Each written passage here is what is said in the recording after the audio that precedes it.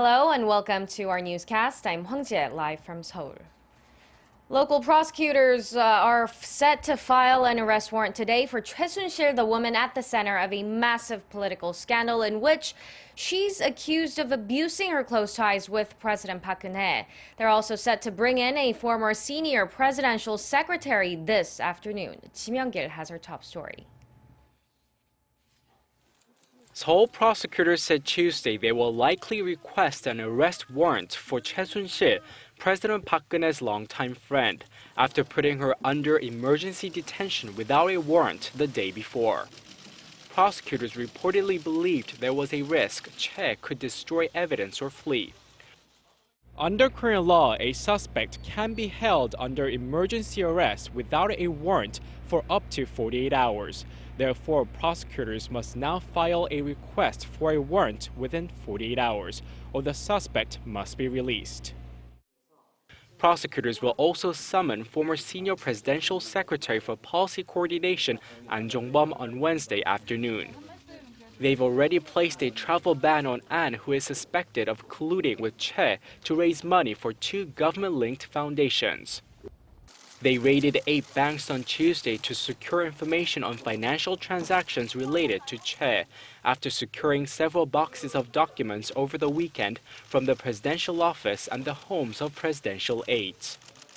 Prosecutors are investigating allegations that Choi, who does not hold an official government position, interfered in state affairs and accessed classified presidential office documents. Prosecutors are also grilling Choi on the allegation that she used her connections to the president to push corporations to make huge contributions to the two foundations, and that she embezzled some of the money for herself. Choi is also facing allegations that she used her political connections to get her daughter into Ewha Women's University, where she is alleged to have received preferential treatment. Choi is the daughter of President Park's late mentor, Chae Tae-min, the founder of a religious sect who died in 1994. Choi cultivated a relationship with President Park after her mother, First Lady Yoo Kyung-soo, was assassinated in 1974. Ji Myung-gil, ARIRANG News. And more on the revelations released by state prosecutors. The latest findings show Choi Soon-sil may have forced local conglomerates to donate funds to the cultural foundations Mir and K Sports. The special investigative team says an executive from retail giant Lotte Group made the claim during questioning. Prosecutors are currently focused on arranging evidence linking Choi to corruption allegations surrounding the foundations. Choi is reportedly denying all the allegations against her, claiming she never exploited her relationship with President Park. She also insists she does not know who An Jong-bum is.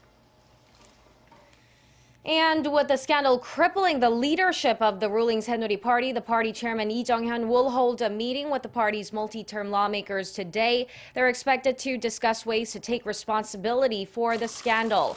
There are growing calls for them to resign, but the lawmakers say it's not the right time, as resolving the scandal should come first. Ruling party lawmakers who are not part of the pro-Park faction have urged the party's leadership to step down right away.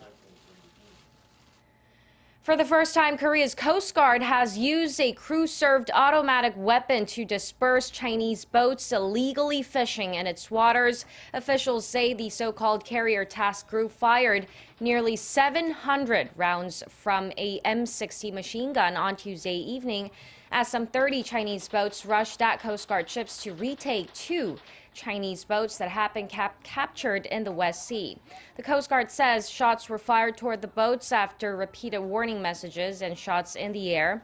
The Chinese boats turned back and left the area an hour after the first shots were fired. No damage or injuries have been confirmed, as the confrontation happened after dark. The 2 captured boats and 20 Chinese crewmen are expected to arrive in Incheon later today.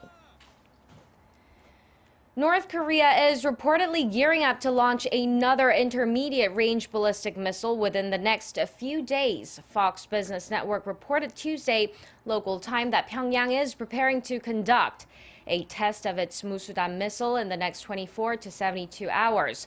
The agency cited 2 U.S. officials with knowledge of the issue, but the Department of Defense declined to confirm the report. North Korea has conducted 8 missile tests this year, of which 7 have failed. The only successful launch happened in June. Along with the missile tests, North Korea also carried out 2 underground nuclear tests this year.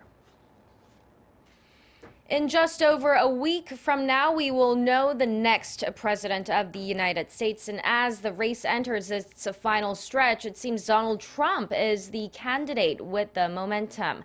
The Republican nominee has surged in the polls over the past week, erasing a 12-point deficit in the latest ABC News Washington Post national tracking poll.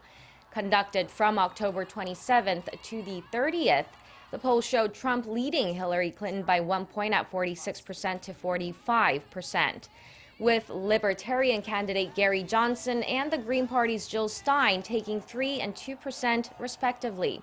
It marks the first time Trump has led that survey since May. Clinton has been nosediving in the polls in the aftermath of FBI's bombshell revelation last Friday that it had reopened its criminal probe into Clinton's use of a private server when she was Secretary of State. And that wraps it up for now. Thank you for watching. More updates are coming up at 10 a.m. Korea time, so do join us again, and goodbye.